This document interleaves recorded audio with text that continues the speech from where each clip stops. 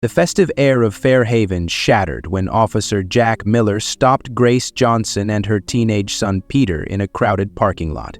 Accusations turned into aggression as Miller's authority spiraled into violence. But Grace, a calm and resolute mother with years of self-defense training, stood firm, defending her son and her dignity. Phones recorded the entire encounter as tensions boiled over, leaving the crowd. What unfolded next sparked a community-wide reckoning, and Grace's courage became a rallying cry for justice. But before diving into this gripping story, tell us, where are you watching this from? Share in the comments below. And if you're captivated, don't forget to subscribe and hit the notification bell to catch more powerful stories like this one. John Stuart Miller has been selected by ABC television as the ultimate political reporter. The winter sun hung low in the sky, casting its golden rays over the quaint town of Fairhaven. The streets buzzed with the energy of the holiday season, families bustling between shops, children tugging at their parents' sleeves to visit the next store, and couples sipping steaming cups of hot cocoa. It was a picturesque scene, full of cheer and warmth, amplified by the scent of cinnamon and pine wafting from storefronts. Grace Johnson, a poised and confident 35-year-old black woman, walked hand in hand with her 13-year-old son Peter, weaving through the holiday crowd toward their car. The trunk of their car was laden with shopping bags, their contents promising a festive Christmas at home. Grace balanced the last of the bags while Peter clutched a box of fragile, glittering ornaments, wobbling slightly as he laughed at his own precarious balancing act. "Careful, Peter," Grace said, her voice carrying a playful tone. "I don't want to spend the evening sweeping up shattered ornaments." "I've got it, Mom," Peter replied, a grin lighting up his face. "You worry too much." Grace shook her head with a warm smile, the moment filling her with a deep sense of contentment. It had been a challenging year, but moments like this reminded her of what mattered most. She glanced around the parking lot, noting the glow of holiday decorations strung across storefronts and the chatter of families loading their cars. Then, out of nowhere, the piercing wail of a police siren shattered the serenity. "The police siren shattered the serenity." A patrol car screeched to a halt just feet away from them, the sudden sound freezing Grace and Peter in their tracks. The air, once filled with the cheer of the season, grew heavy, an invisible tension settling over the lot. The doors of the police car slammed open, and out stepped Officer Jack Miller. Miller was a tall, broad-shouldered man whose reputation preceded him in Fairhaven. His uniform, crisp and immaculate, did little to soften the harshness of his demeanor. His sharp eyes swept across the parking lot before landing squarely on Grace and Peter, narrowing in suspicion. There was a deliberate intensity in his steps as he approached, his boots crunching against the frosty asphalt. "What are you doing here?" Miller demanded, his voice sharp and commanding, slicing through the crisp winter air like a blade. Grace straightened her posture, her calm demeanor masking the unease that rippled through her chest. She had taught herself to stay composed in moments like this, when authority figures treated her as though she didn't belong. "We just finished shopping, officer," Grace replied evenly. "Is there a problem?" Miller's eyes flicked between Grace and Peter, and his lips twisted into a smirk that didn't reach his eyes. He rested a hand on his holstered baton, a subtle but unmistakable display of authority. "This area has a high theft rate," he said, his voice dripping with accusation. "Show me your ID." Grace inhaled deeply, keeping her expression neutral. She glanced around the parking lot, noting that none of the other shoppers were being stopped or questioned. It wasn't the first time she had been singled out like this, and she knew the fine line she had to walk to avoid escalating the situation. "I don't see why that's necessary," Grace said, keeping her tone firm but measured. "We haven't done anything wrong." Miller's eyes narrowed further, the smirk on his face hardening into a scowl. "Refusing to comply?" he said, his voice raising slightly, enough to draw the attention of passers-by. "That's suspicious." Peter, sensing the mounting tension, instinctively pulled out his phone.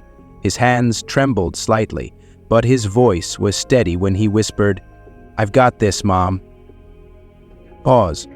Grace caught the movement from the corner of her eye but didn't react, knowing full well that Miller's gaze had already locked onto Peter.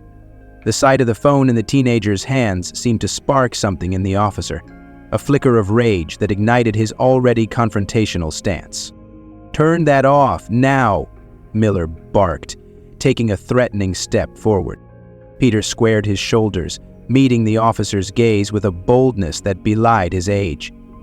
"We have the right to record," he said, his voice steady but quiet. The officer's hand shot out toward Peter, his intent unmistakable. But before he could reach the boy, Grace stepped between them, her movements calm yet deliberate.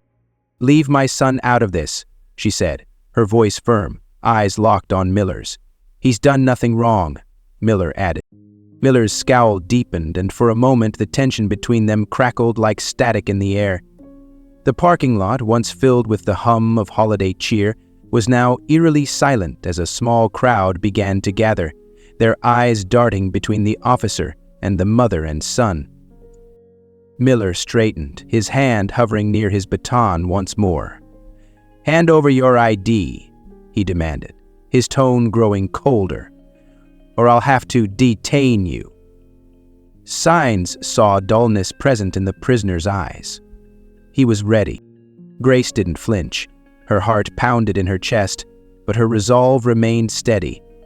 "On what grounds?" she asked, her voice clear and unwavering. The officer stepped closer, his towering frame casting a long shadow over her. He didn't answer, but the shift in his stance spoke volumes. He was daring her to push back. And in that moment, Grace knew she had a choice to make. She could back down, make herself small, and hope the situation de-escalated. Or she could stand her ground, not just for herself, but for Peter and everyone who had ever been made to feel like they didn't belong. She chose the latter. Grace's heart skipped a beat as she scanned the parking lot.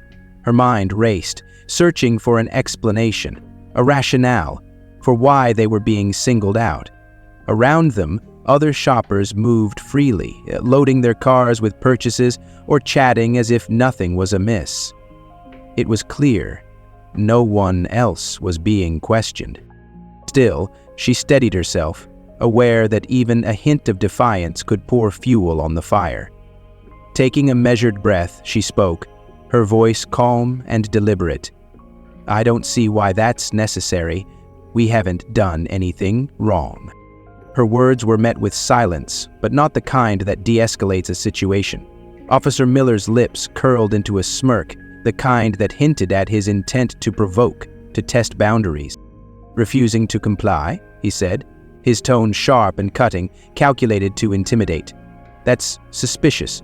Besides, by denying my wife's wishes, you are by default giving her precedence over my own." Grace's posture remained firm, but she felt her son shift beside her. She glanced toward Peter, whose brow furrowed in a mixture of fear and resolve. Before she could stop him, Peter slid his phone from his pocket and raised it, the lens angled toward Miller. The move was instinctive for a generation accustomed to capturing their world. Peter, barely a teenager, had grown up in a time when moments like these often played out on screens. His hands trembled slightly, but his voice was a quiet declaration of courage as he whispered, "I've got this, Mom." "I got it too," murmured Peter. Grace's pulse quickened, though her face remained stoic.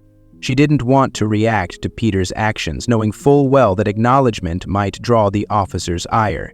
Yet, despite her silence, Miller's attention immediately shifted. His sharp gaze locked onto the phone, and his smirk twisted into something darker. It was no longer a matter of asserting control. It had become personal. "Turn that off.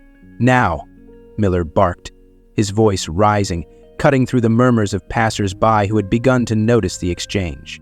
Peter didn't flinch. "We have the right to record," he said, his voice steady but firm, though his hand still betrayed his nervousness.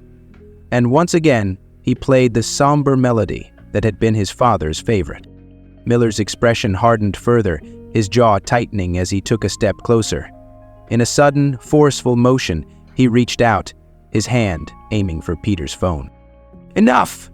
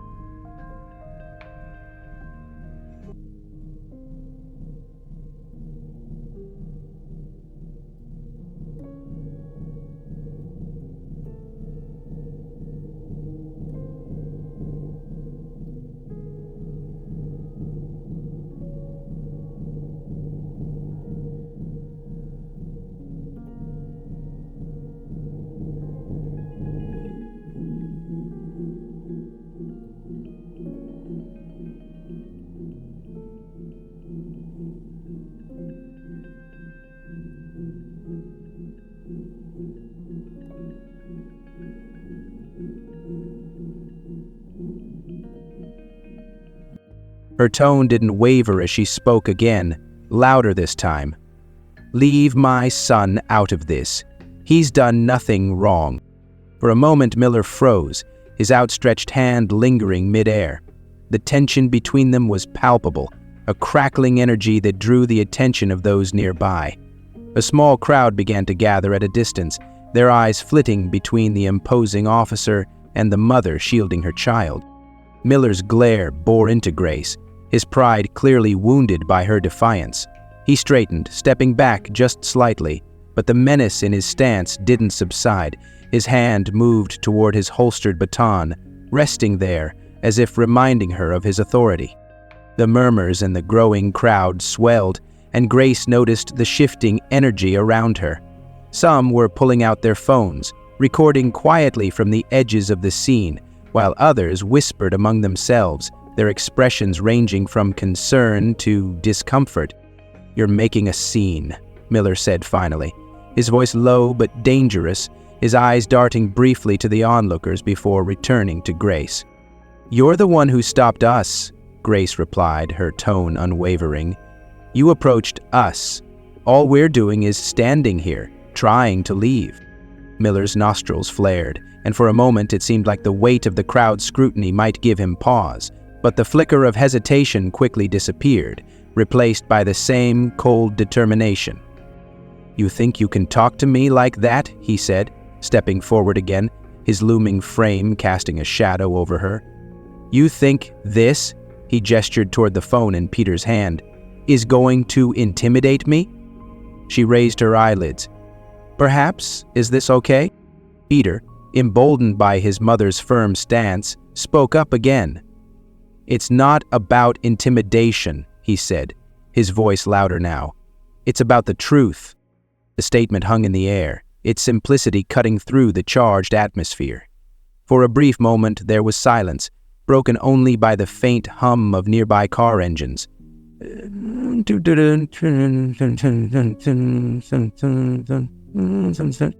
Miller's face reddened and he took another step forward, his hand tightening on the baton. Grace noticed the motion, her body tensing instinctively, but she refused to back down. "I've had enough of this," Miller said, his voice thick with frustration. "If you don't hand over your ID right now, I'll arrest you for obstruction." Grace met his glare with an unflinching gaze, her voice clear and deliberate. "On what grounds?" The murmurs in the crowd grew louder, some voices calling out in support of Grace, others muttering uncertainty. The pressure was mounting, but Miller didn't relent. Instead, he leaned in, his tone dripping with menace as he growled, "You're about to find out." But Grace didn't flinch. She stood firm, her presence a quiet but undeniable challenge. And though her heart raced, she knew she couldn't falter, not for herself and not for Peter. The tension in the parking lot was palpable, thickening with every passing second as the small crowd surrounding them grew larger. The murmurs of onlookers buzzed like static, filling the air with an almost electric charge. Some held their phones aloft, recording silently, while others exchanged uneasy glances. Officer Miller's eyes flicked to the growing crowd, his expression tightening. The scrutiny clearly unsettled him, but instead of backing down, his demeanor only hardened. His pride as an authority figure was at stake, and it was evident he wasn't about to relinquish control. He turned back to Grace, his glare intense and unyielding. "Hand over your ID or I'll have to detain you," Miller barked, his voice carrying an edge that dared her to challenge him. Grace met his gaze, her chin lifting slightly. Though her heart pounded in her chest, her voice remained steady, unwavering. "On what grounds?" she asked, her words cutting through the murmurs around them. For a moment, Miller didn't respond. His jaw clenched as he stepped closer, his towering frame casting a shadow over her. The move was deliberate, meant to intimidate, but Grace stood her ground. She refused to let fear dictate her actions, even as the air between them felt charged with hostility. Then, without warning, Miller reached out and grabbed her arm roughly. The suddenness of the action drew a collective gasp from the crowd, and a few voices shouted in alarm. "Let her go!" Peter's panicked voice cut through the noise, high-pitched with fear. He moved toward his mother instinctively, his phone still in his hand, recording every moment. Grace reacted instantly. Years of karate training, dormant in her day-to-day life, came to the surface like second nature. In one smooth motion, she twisted her arm free from Miller's grip, her movements fluid and precise. The sudden release caused Miller to stumble back slightly, his face contorting with a mix of surprise and fury. The crowd gasped again, their attention riveted on the scene unfolding before them. Some murmured words of encouragement, while others looked on in stunned silence. The officer's stumble seemed to momentarily shift the balance of power, if only for a second. Miller recovered quickly, his face darkening with anger and humiliation. His hand moved instinctively toward his baton, gripping it tightly as his gaze bore into Grace. "You just assaulted an officer," he snarled, his voice thick with rage. "You're under arrest." Grace didn't flinch, though she could feel her pulse quickening. "Assault?" she said, her voice calm but firm. "You grabbed me first. I defended myself." Her words hung in the air, a stark reminder to the crowd and to Miller himself that his actions had been the catalyst. Yet, instead of calming the situation, her defiance only seemed to fuel his anger. Ogle jutted his thumb toward the door. The murmurs among the crowd grew louder, shifting from passive observation to vocal objection. Adelman stopped as they murmured. "She didn't assault him," someone shouted. "He grabbed her first," another voice chimed in. The officer's eyes flicked to the crowd again, his expression faltering for a moment before hardening once more. His grip tightened on his baton, the metallic surface glinting under the winter sun as he pulled it free from his holster. Peter, still recording, stepped closer to his mother. "Mom," he whispered urgently, his voice trembling. "I'm still recording, everyone's watching. He can't do this." Grace placed a protective hand on her son's shoulder, her body positioned slightly in front of him. She could feel the weight of the crowd's eyes on her, and while their presence gave her some reassurance, she knew how quickly things could escalate further. Miller took another step forward, his face a mask of barely contained rage. "Think you're clever?" he said, his tone venomous. "You're about to find out just how serious I am." But before he could make another move, Grace spoke again, her voice loud enough to carry over the murmurs of the crowd. "You're making a mistake," she said. "You're angry because you lost control of the situation. That's not my fault." The words seemed to strike a nerve. Miller's nostrils flared and his hand flexed around the baton as though he were itching to use it. The crowd, sensing the rising danger, began to react more audibly. It was an exciting moment. "She's right," a woman called out from the sidelines. "Sometimes." "This is police abuse," another voice shouted. Miller hesitated, the weight of the public scrutiny beginning to press on him. His eyes darted around, taking in the cameras pointed in his direction and the faces of the onlookers who were no longer silent. The power dynamic he had relied on was shifting, slipping away from him. and it was clear he didn't know how to regain it. Grace, seeing his hesitation, stood taller. She spoke again, her tone measured but commanding. "You're not above the law, Officer Miller. Everyone here sees what's happening. This isn't just between you and me anymore." The officer's face reddened further, his breathing heavy and audible. For a moment, it seemed as though he might lash out, but the voices of the crowd grew louder, their collective presence forming an invisible barrier between him and his target. Peter, emboldened by the crowd's support, raised his phone higher and said loudly, "We're not afraid of you." Grace placed her hand on Peter's shoulder again, silently reminding him to stay calm. The moment hung in a delicate balance, the tension thick enough to cut with a knife. Miller, his pride bruised and his authority challenged, stood frozen in place, unsure of his next move. I waited for Walker to speak. It was a standoff, one that neither side was willing to break. And yet, in the face of injustice, Grace's resolve never wavered. Her courage, steady and unshakable, was beginning to tip the scales. The crowd's murmurs grew louder, their divided voices adding fuel to the already volatile situation. The tension had shifted from being solely between Grace and Officer Miller to something larger, an unspoken question of justice and fairness that hung heavily in the winter air. From the edge of the crowd, a woman pushed her way forward, her presence immediately commanding attention. Sarah, a local community activist known for her sharp wit and fearless advocacy, stepped into the fray. Her curly hair framed her determined face as she squared her shoulders and planted herself firmly in the space between the officer and Grace. "What are you doing?" Sarah's voice rang out, clear and cutting, directed at Miller. "She hasn't done anything wrong. Stop abusing your power." Her words struck a chord, rippling through the crowd and prompting murmurs of agreement. A few people nodded, emboldened by her boldness, while others exchanged hesitant glances. But from the opposite side of the group, a middle-aged man stepped forward, his posture defensive. Tom, dressed in a simple winter coat and scarf, carried himself with the air of someone accustomed to taking the side of authority. His voice was steady, though not without frustration, as he addressed Sarah. "She should have just cooperated," he said, gesturing toward Grace. "Why make a scene? It only makes things worse." The crowd seemed to hold its breath, the division among them now made starkly visible. A few murmured their agreement with Tom, nodding as though his words had validated their unease.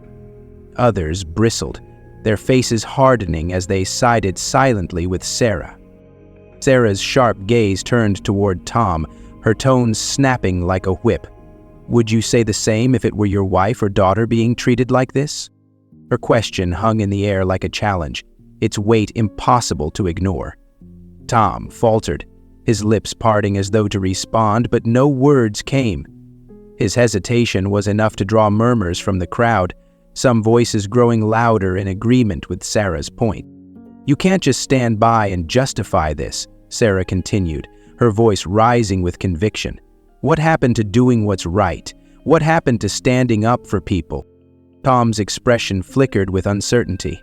He looked around the crowd, as if searching for someone to support his stance, but the tide was beginning to shift. The murmurs grew louder, more impassioned, as people weighed the arguments in real time. "This isn't about cooperating," someone called out from the crowd. "It's about how she's being treated."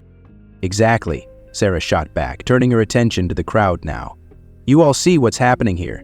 Are we going to let this slide? Are we going to let someone be harassed and humiliated just because someone in a uniform says so?" The crowd began to shift uneasily. Some nodded, their confidence growing, while others exchanged uncertain glances. Tom, however, wasn't ready to back down entirely. "I get it," he said, his tone softer now but still firm. "But this isn't the way to handle it. Just comply and sort it out later. That's how these things work." "Work for who?" Sarah snapped, her voice sharp and unwavering. "For people like you who don't have to live with this every day?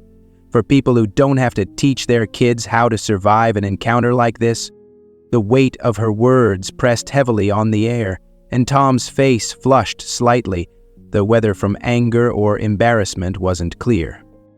From the sidelines, someone else chimed in, their voice resonating with frustration.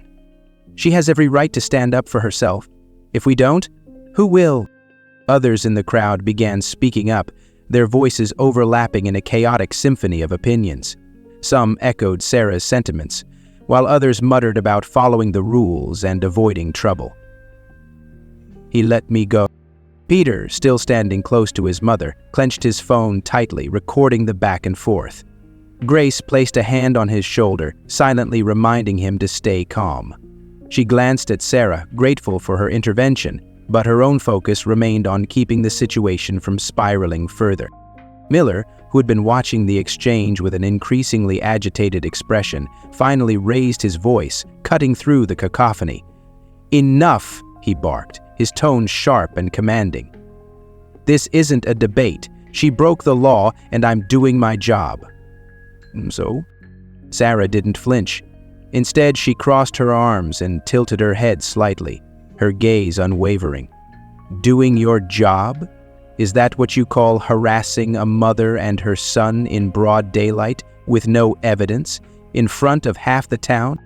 The officer's face reddened, his grip tightening on his baton, as the crowd's murmurs turned into outright challenges. "Where's your proof, officer?" a man shouted from the back of the crowd. "Yeah, why her? Why not anyone else here?" another voice added.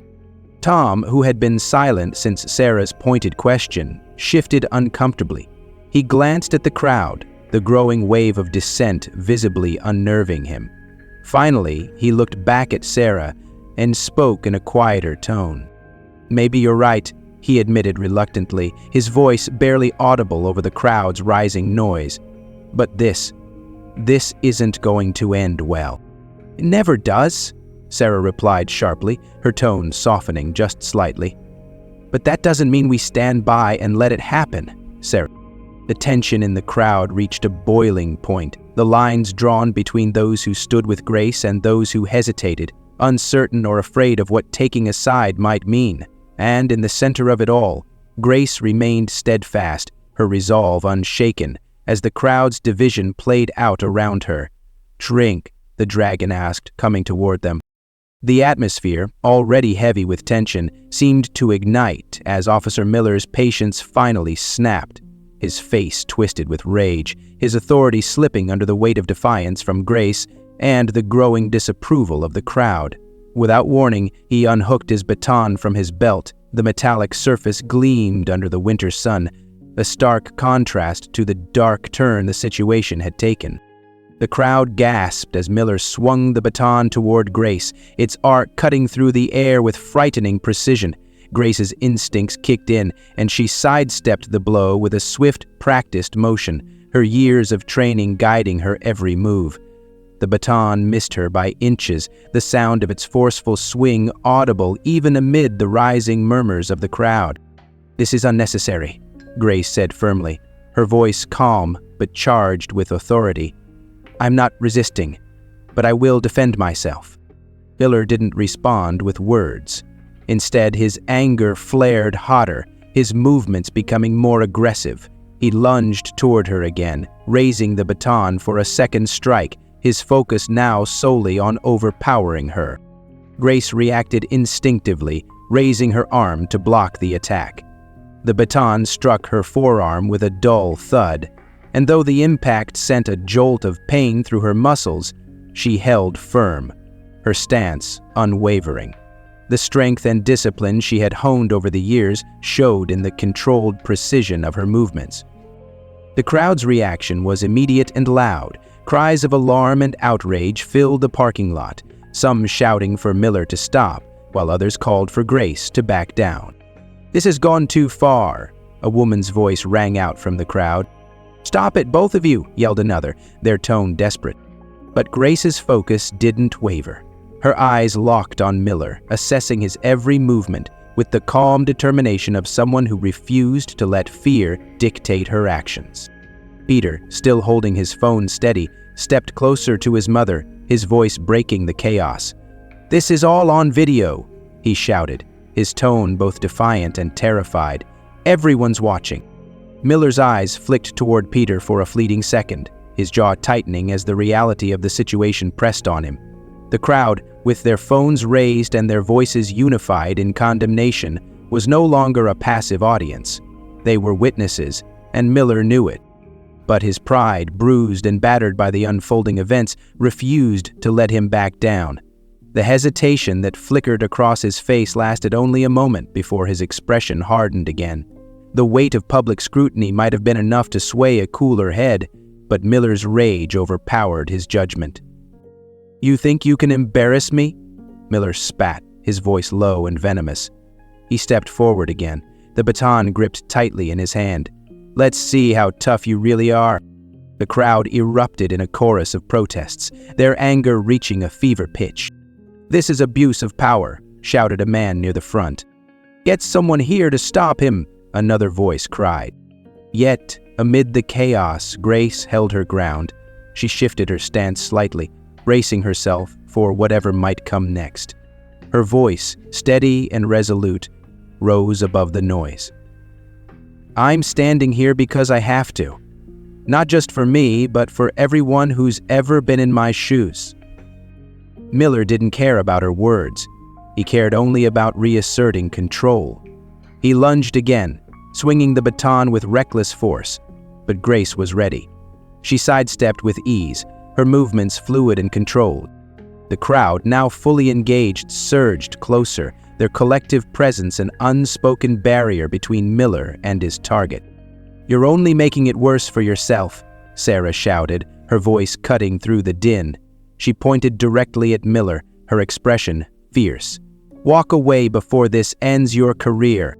Peter, emboldened by the crowd's support, raised his phone higher. "You can't hide this anymore," he said, his voice steady now. "Everyone here sees what you're doing." "This is what you do?" He turned toward a location beyond the crowd, and his eyes locked on something. Miller paused for a fraction of a second, the weight of Peter's words and the crowd's energy pressing in on him. His knuckles whitened around the baton, his grip a physical manifestation of the control slipping from his grasp. Grace, sensing his next move, held her hands out slightly, her posture calm but ready. "You don't have to do this," she said, her voice softer now but no less firm. "You can stop this right here." Heidi, but Miller, consumed by his own anger, refused to hear her. He raised the baton again, his every motion a testament to his determination to reassert dominance. Yet this time the crowd surged closer, their voices louder and more unified. "Enough!" shouted a man from the back, his voice booming with authority. "This isn't justice, it's brutality." "Put the baton down," cried another. Miller hesitated again, the baton still raised, his chest heaving with frustration and fury. The pressure from the crowd was undeniable now, their collective presence a force he couldn't ignore. Peter's voice broke through the noise one final time. "You're finished," he said simply, his tone both quiet and powerful. Miller froze, the truth of Peter's words finally piercing through his rage. For the first time, his eyes betrayed uncertainty, flicking between Grace, the crowd, and the phones, capturing every second. The baton in his hand felt heavier now, its weight symbolic of the consequences he could no longer avoid. The scene had teetered on the edge of resolution or further chaos, but one thing was clear. The balance of power had shifted, and it was no longer in Miller's favor. The atmosphere in the parking lot shifted dramatically as Grace's years of training and discipline took center stage. With every wild swing of Officer Miller's baton, she moved with calm precision, her body a testament to control and skill. Grace deflected the strikes with deliberate, fluid motions, her stance firm and defensive. Her every movement spoke of restraint. She wasn't attacking, only protecting herself. The crowd was transfixed. A collective gasp rippled through them each time Grace blocked a strike or narrowly sidestepped another reckless blow. The stark contrast between Miller's erratic aggression and Grace's poised response was undeniable. She maintained her focus, her eyes tracking his every move, her breaths measured and steady. "Do you see this?" Sarah's voice cut through the murmurs, her words charged with passion. She turned to the crowd, gesturing toward Grace. "She's defending herself against abuse, and she's doing it with dignity. We need to stand with her." Her words seemed to strike a chord. The crowd, once hesitant and divided, began to shift. Phones were raised higher, their cameras capturing every moment of the unfolding confrontation. The tension of earlier disagreements began to dissipate as more people rallied behind Grace. "She's amazing," someone murmured, their awe mirrored in the faces around them. "The officer's out of control," another added, shaking their head in disbelief. Even those who had initially sided with Miller seemed to falter. Tom, standing near the edge of the crowd, watched intently. His arms were crossed, his brow furrowed in thought. The certainty with which he defended the officer earlier now seemed to waver as he observed the scene. Grace continued to deflect Miller's strikes, her movements never faltering. Each block and dodge was efficient, almost effortless, yet she never retaliated with aggression. Her control only made Miller's frenzied attacks seem more unhinged. "Stay calm," Grace said quietly, her voice steady, though it was unclear if she was speaking to herself or to Peter, who stood nearby, recording with trembling hands. The crowd grew louder. Some shouted words of encouragement to Grace, while others demanded Miller back down. The weight of their collective presence pressed against the situation, a force that could no longer be ignored. Tom, still watching, took a hesitant step closer to Sarah, who hadn't stopped rallying the crowd. "Maybe you're right," he said quietly, his voice barely audible over the noise. "This isn't justice." And thank God Saturn was there. Sarah glanced at him, her expression fierce but not unkind. "It never was," she replied, her tone firm but inviting. "But it's not too late to stand on the right side of this." Tom's jaw tightened as he processed her words. He looked back at Grace, who was still expertly defending herself, her every move radiating strength and integrity. The image of her resilience, juxtaposed with Miller's unrestrained hostility, seemed to finally break through his doubts. "I don't agree with all the yelling," Tom said hesitantly, "but you're right, this isn't fair." Sarah gave a small nod of approval, then turned back to the crowd. "You all see what's happening?" she shouted, her voice cutting through the noise. "This isn't just about Grace. This is about all of us. If we stay silent now, we're complicit." The crowd responded with a swell of agreement, their voices growing louder and more unified. Even those who had initially hesitated to speak out were beginning to find their courage. "Enough is enough," someone shouted. "Stop him now," another voice added, their tone urgent. Grace, meanwhile, remained steadfast.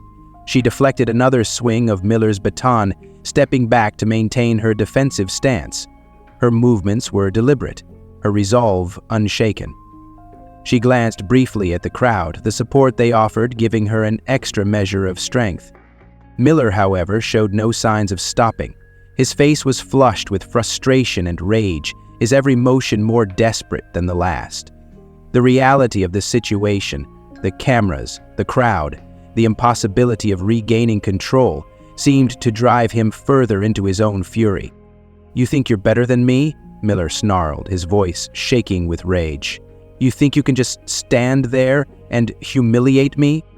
Grace's response was quiet but firm. "This isn't about you. It's about doing what's right." Her words hung in the air, and for a moment, the crowd seemed to hold its collective breath. The power dynamics in the parking lot had shifted. Grace, through her courage and composure, had become a symbol of defiance against injustice. Tom, now standing beside Sarah, raised his voice for the first time. "She's right," he said, loudly enough for those around him to hear. "This has to stop." The murmurs of agreement grew stronger, more pronounced. Phones remained raised, the crowd now a united front against Miller's aggression. For the first time, the officer seemed to hesitate, his baton still gripped tightly in his hand, but his movements slowing. The crowd's unity, Grace's unshakable stance, and the cameras documenting every moment left him with nowhere to turn. The balance of power had shifted completely, and it was clear that the momentum was no longer on his side. The piercing sound of additional sirens cut through the chaos, a signal that the situation was about to shift once again. The crowd, already tense and buzzing with emotion, turned toward the approaching patrol cars. 2 vehicles pulled into the parking lot, their blue and red lights reflecting off nearby windows. Doors opened in unison, and from the lead car stepped Sergeant Davis, a seasoned officer whose presence immediately commanded attention. Davis, a man in his late 40s with a composed demeanor, scanned the scene with sharp, calculating eyes. He took in the raised baton in Officer Miller's hand, Grace standing poised and unyielding in her defensive stance, and the crowd surrounding them, their phones raised like a wall of accountability. His expression hardened, his years of experience instantly assessing the gravity of the situation. "Stand down, Miller, now." Davis's voice was firm, authoritative, and unyielding. The command rang out, cutting through the cacophony of the crowd's protests and Miller's heavy breathing. For a moment, everything seemed to freeze. Miller stood still, his chest rising and falling with exertion, his grip on the baton visibly tight. His eyes darted from Davis to the crowd and then back to Grace. Slowly, as if the weight of the entire situation pressed against him, he began to lower the baton. The crowd, silent for a moment, seemed to hold its collective breath. The metallic clink of the baton hitting the pavement was loud in the stillness, a sound that symbolized the first tangible crack in Miller's authority. His face twisted into an expression that was equal parts fury and shame as he stood there, exposed and vulnerable before the onlookers. Grace, steady and composed, broke the silence. Her voice carried a quiet strength that silenced the murmurs of the crowd. "I did nothing wrong," she said, her eyes locked on Davis. "He attacked me without cause." Peter stepped forward, his phone still clutched tightly in his hands. "I have everything on video," he said, his voice clear and resolute. "He started it." Davis turned to the boy, his eyes softening slightly as he nodded. "Let me see it," he said. Peter handed over the phone, and Davis watched the footage in silence, his jaw tightening with every passing second. The clarity of what had transpired was undeniable, and when he handed the phone back, his expression was one of controlled anger. Turning to Miller, Davis's voice was cold and sharp. "Your actions are unacceptable. You're suspended, effective immediately, pending an internal investigation." The words landed like a hammer. Miller's face drained of color, his grip on his own authority slipping entirely. He opened his mouth as if to protest, but the weight of the evidence and the eyes of the crowd rendered him silent. His shoulders slumped and his hand twitched, releasing the baton completely. It hit the ground with a clatter that seemed to echo through the parking lot. Dark eyes turned to Miller, then turned back to Christie. The crowd erupted in a chorus of cheers and shouts of approval. Their earlier anxiety gave way to triumph as they celebrated what felt like a victory against injustice. Some clapped, others whistled, and a few shouted words of encouragement to Grace and Peter. "That's how it's done," someone yelled. "Justice for once," another added. Grace, though shaken, stood tall, her composure unwavering. She reached out to Peter, who stepped close to her side, his face still tense with the remnants of fear. She placed a reassuring hand on his shoulder, her quiet strength serving as an anchor for both of them. Davis stepped closer to Grace, lowering his voice so only she could hear. "I'm sorry this happened," he said sincerely. "We'll make sure it's handled properly." Grace nodded, her voice firm yet measured. "I hope so, Sergeant. Because it's not just about me. This can't keep happening." Davis met her gaze, his expression resolute. "It won't," he said. "Not on my watch." The crowd began to disperse slightly, their excitement tempered by the weight of what they had witnessed. Some lingered, still recording or discussing the events with one another, their voices filled with a mixture of relief and disbelief. Tom, who had remained near Sarah throughout, stepped forward hesitantly. He looked at Grace, then at the baton lying on the ground. His expression conflicted. "I was wrong," he said quietly, his voice barely audible above the fading murmurs of the crowd. "I didn't understand. I'm sorry." Sarah placed a firm but understanding hand on his shoulder, giving him a nod. "What matters is that you see it now," she said. "We all need to." As the tension in the parking lot began to ease, Grace finally allowed herself to exhale. The events of the day had left an indelible mark, not just on her and Peter, but on everyone who had been present.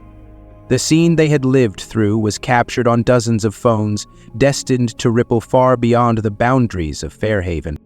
Miller, flanked by 2 other officers, was led back to the patrol car, his expression vacant as the reality of his suspension set in. The once imposing figure now seemed small, his authority reduced to a memory. As the sirens faded and the crowd began to thin, Grace turned to Peter, her hand still resting on his shoulder. "You did the right thing," she said softly. Peter nodded, his voice steady but tinged with emotion. "So did you, Mom." Grace smiled faintly, her eyes scanning the parking lot one last time. "Let's go home," she said. "We've done enough for one day." Ah, wreckers. The crowd, now unified by the events they had witnessed, lingered in the parking lot, their earlier division replaced by a collective sense of purpose. Grace stood at the center, her composure unwavering despite the turmoil that had unfolded. Though shaken by the confrontation, she carried herself with quiet strength, her voice cutting through the murmurs as she addressed the group. "This isn't just about me," Grace began, her tone clear and steady, yet filled with conviction. She looked at the faces around her, the people who had chosen to bear witness. "It's about all of us. If we stay silent in the face of injustice, we allow it to continue. We can't let fear or doubt stop us from standing up for what's right."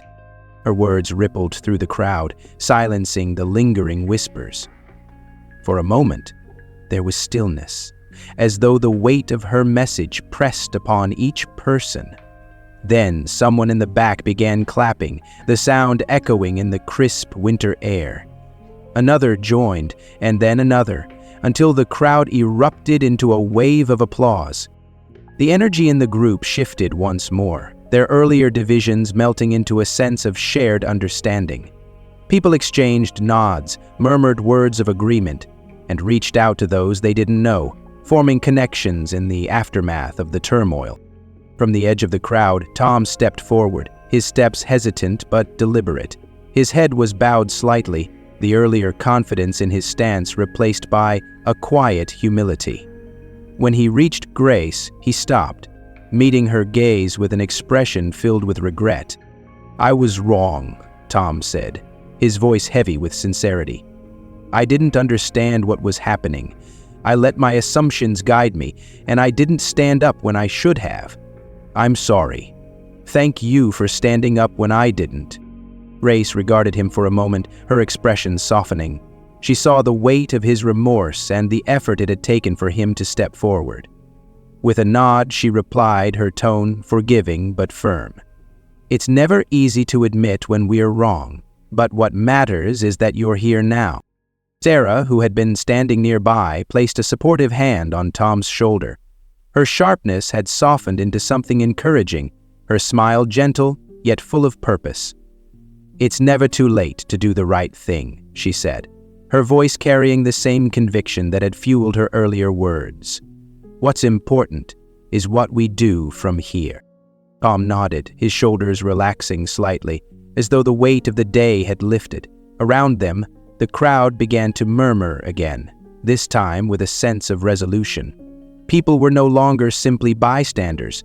They were participants in something larger, a moment of reckoning that would not be forgotten. As the applause subsided, others began approaching Grace, offering words of support and gratitude. A young woman stepped forward, her phone still in her hand.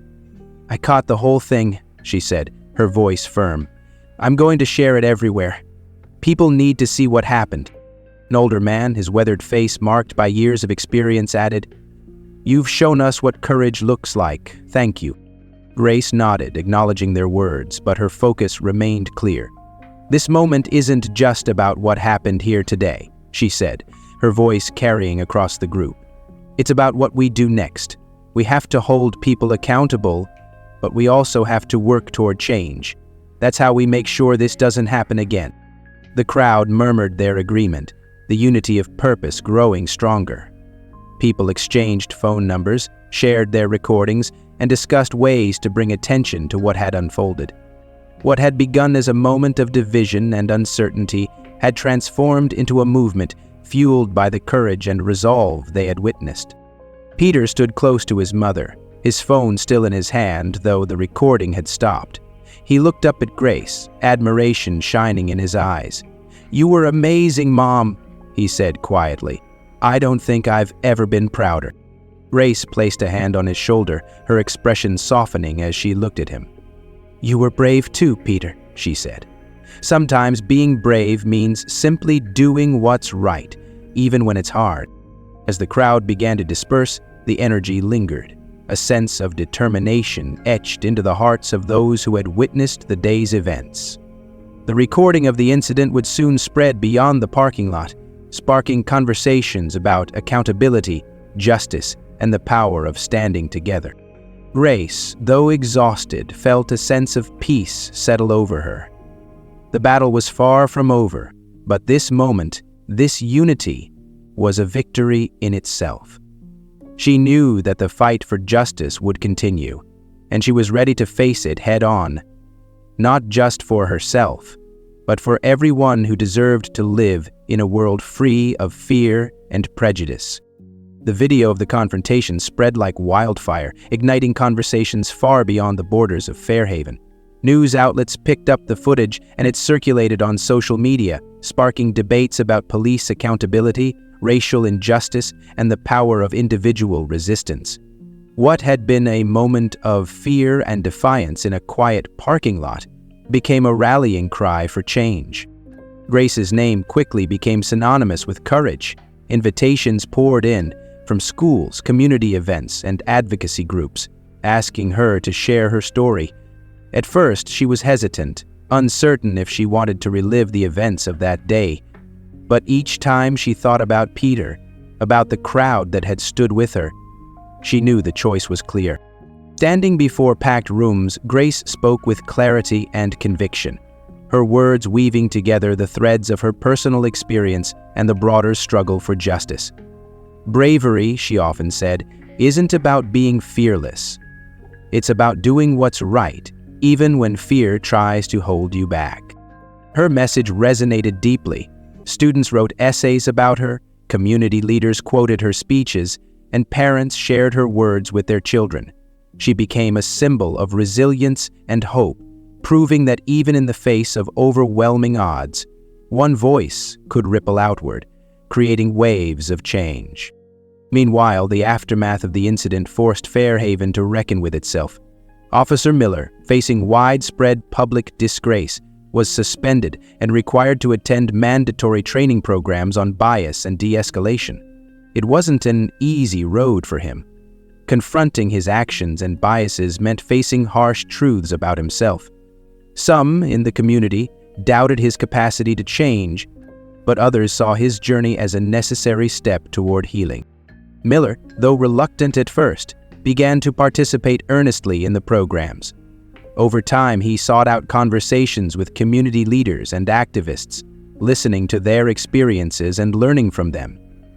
His redemption was neither swift nor simple, but it marked a start. For Grace and Peter, life moved forward, but they were forever changed by that day. Peter, who had always looked up to his mother, now saw her in a new light.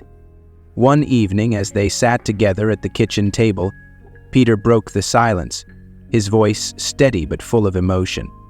He told her about his meeting with Lila. "Mom," he said, looking at her with admiration, You showed me what it means to be brave. I'll never forget it." That same summer, he started reading James Dresso's Brave in the Boat. Grace smiled, reaching across the table to place her hand over his. "Bravery isn't about being unafraid," she said softly. "It's about standing up for what's right, even when it's hard. And you were brave too, Peter. You stood with me." Their bond deepened in the aftermath, their shared experience shaping not just their relationship, but their understanding of the world and their role in it. The community of Fairhaven also evolved. The divisions that had once run deep began to heal, spurred by Grace's strength and determination. New programs were implemented, bringing together residents, police, and activists to foster dialogue and understanding. Though the road was long, the town slowly began to transform, driven by the shared belief that change was both necessary and possible. But the lessons of that day reached far beyond Fairhaven. Grace's story left a lasting impression on everyone who heard it, raising a question that lingered in the minds of many. When faced with injustice, will I have the courage to act? For some, the question sparked introspection. For others, it became a call to action, a reminder that silence in the face of wrongdoing only serves to perpetuate it. Grace's example illuminated the power of one voice, one moment, to ignite something far greater. As the days turned into months, the memory of that day remained vivid, not as a wound, but as a spark. A reminder of what it meant to stand firm, to resist, and to believe in the possibility of change. And though the world around her continued to shift and challenge her, Grace carried with her the quiet but unshakable certainty that courage, once found, could inspire a revolution. And for those who heard her story, the question remained, what would you do when it was your turn to stand up?